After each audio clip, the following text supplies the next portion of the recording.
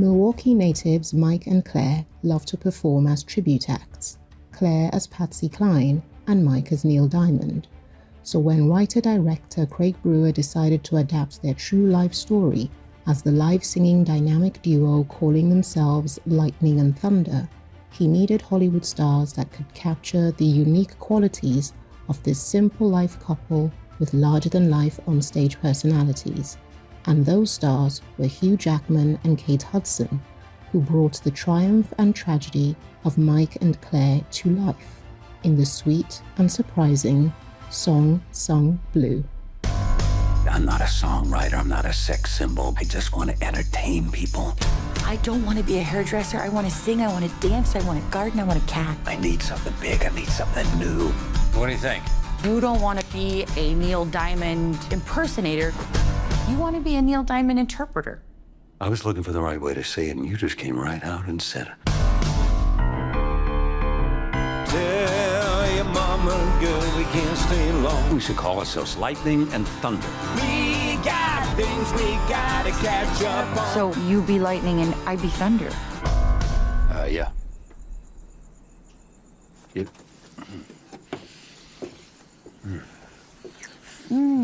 That is not very professional of me, but I've been wanting to do it for like a whole...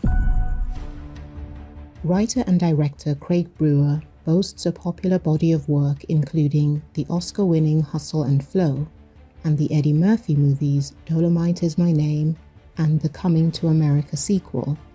And after he saw the 2008 original documentary film of Song Sung Blue, it begged belief. A true story about Mike and Claire Sardina, a local tribute act with the stage names Lightning and Thunder, who sang Neil Diamond songs and gained considerable fame in their hometown, while facing unimaginable trauma and tragedy along the way, but always holding on to love and positivity. Craig had to retell their story, and such characters needed stars who weren't just talented actors, but also charming people, in order to truly capture the essence of Mike and Claire. Jadisa da Silva, Arise Play, Nigeria. Just watching this film, it felt like it didn't just require actors who were great enough to play the roles well. It needed something beyond acting. Like it needed people who were kind of charming human beings, and that's how that personable quality to Mike and Claire really comes out. You feel like Hugh and Kate are two of the few actors that capture that unique cocktail of characteristics. I think that what it is it's a trust that happens with an audience with certain people, where they show up on the screen and people just go, you know what, this man and this woman have been giving themselves and giving me their all for years, and every time they show up, they impress me, and also particularly with Hugh and Kate. There's just something that happens with them. They're a different type of movie star. They feel accessible. They feel like that they could be your friend. They feel like that they would not keep you at an arm's distance, or even they invite you close to the screen. And I think that that's really a very essential thing that we needed for these two characters, because I think that those two characters with Mike and Claire, they were like that in life. You know, people were thinking like, maybe I shouldn't go to this bar where they're singing Neil Diamond songs, but at the end of the night, they were sweaty and singing along with them, and then they would continue to go to see them at other venues. And so I really think that Hugh and Kate are the only two stars I know that could have pulled that off. Yeah. Watching the film, funny enough, just looking at the way it captures the life of this tribute act that kind of tour around the country, it made me instantly think of The Commitments by Alan Parker, because you see, understand.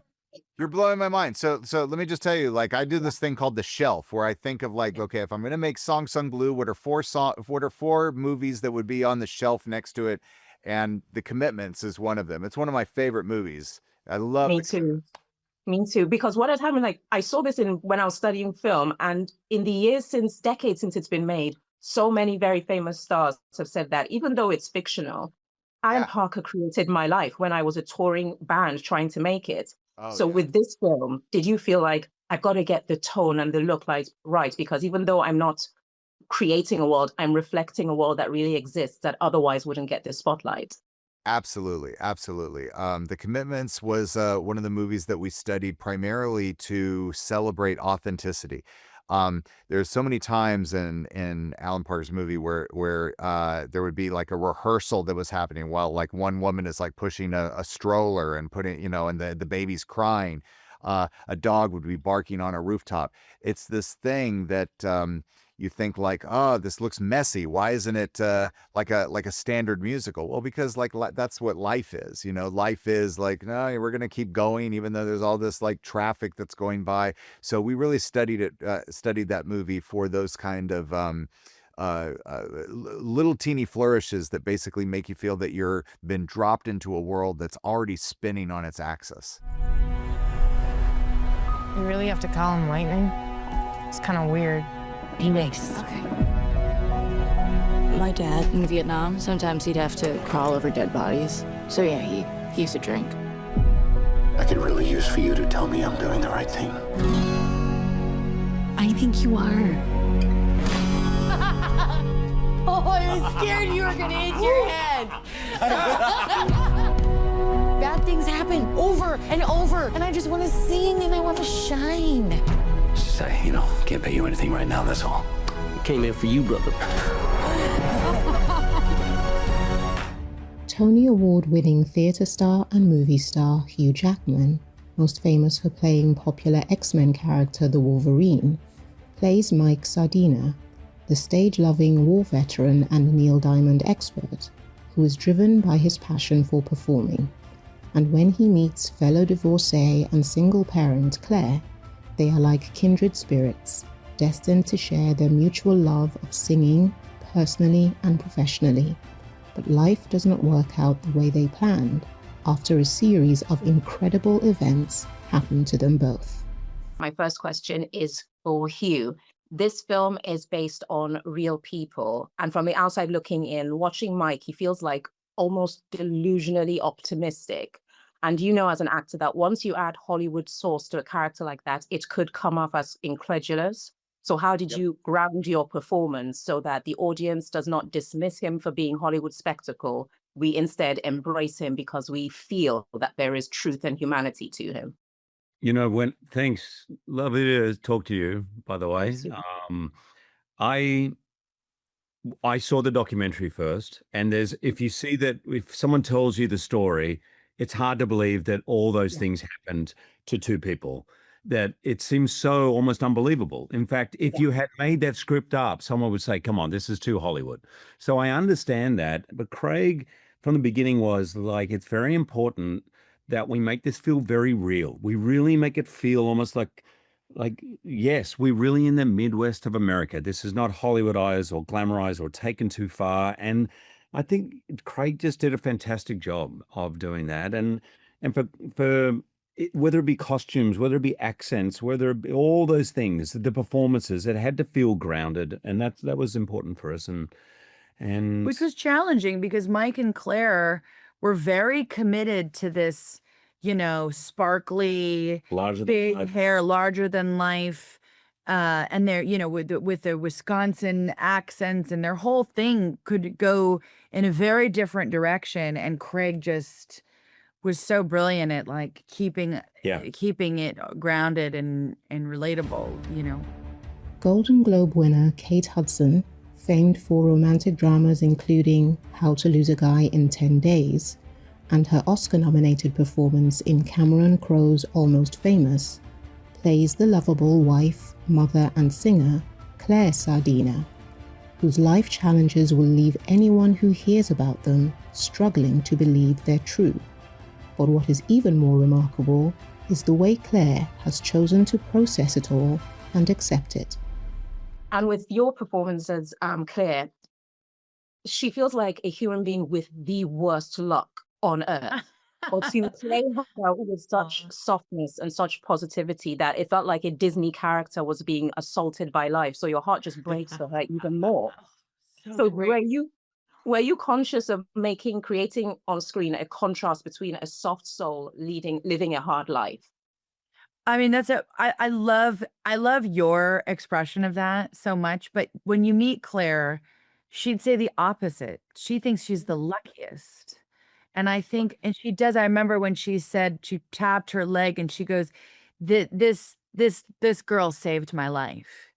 That's how she sees it, which is, that tragedy exists. And I'm just so lucky that I've gotten to do what I've gotten to do and that I'm still here doing it. And it is a type of mentality that I think is very unique and that I can honestly relate to. And but yeah, that's what we were saying. Like, you could, if you read this script and it wasn't a true story, you'd be like, oh, this is just too, there's no way this would ever happen. But to see what happened to Claire and her life experience is just really on another level. It's really inspiring, actually. Like two characters who have a lot of things happen to them, I guess, but neither of them are victims in their life. They're moving forward with belief and positivity, and I think that's what's so inspiring about it. And what you did was great, and it really connected. There were a bunch of teenage boys that were literally yelling in my screening, going, "Why?" So you did it. Thank you. That makes me so happy. Thanks, Trujita. I wouldn't go any shorter than this. I wanted to ripple and wave when the wind blows my shirt. Wind in a bar. How? Like a leaf blower. Do you have one? Sure.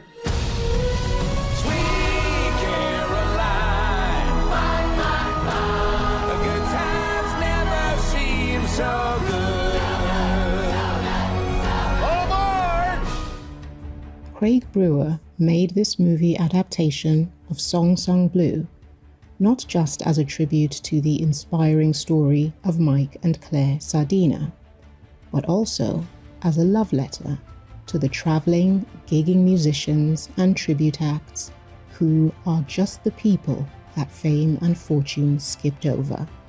However, they carry on in spite of it, simply for the love of it. And do you feel like now that the work is done, because you said it's an ode to these people more than just a film, artists are never satisfied, but is there a degree of satisfaction you get with the work that you've done? I think so. I think that, so many people have come up to me after like Dolomite Is My Name, saying that, I was getting a little bit sad that maybe the things that I wanted to do when I was younger, that I wasn't going to be able to do them. And here's Eddie Murphy playing a character that's nearing 60 years old, and he's playing an action star, that people are going like, there's no way you should be an action star. The same thing happened with Hustle and Flow. And I'm feeling that this movie has that same kind of spirit, that it could just remind people that they don't necessarily have to stop just because they're older. And that not only just goes for going after what you want and going after your dream, but also about love and also about relationships. Getting over some of the problems in your life, embracing forgiveness, embracing some gratitude, and trying to do the best with the time that we have left on this planet. Thank you so much for talking to us. And with all your work, you always manage to make real feel good. So thank you. Thank you. Thank you. Pleasure talking to you. You too. How you doing? How am I doing? Huge. I just disappear in the music. You two always know what to do. I can't thank Neil, because every thank you I got belongs to you, doll. You're my August night, my September morn, you're my crackling Rosie.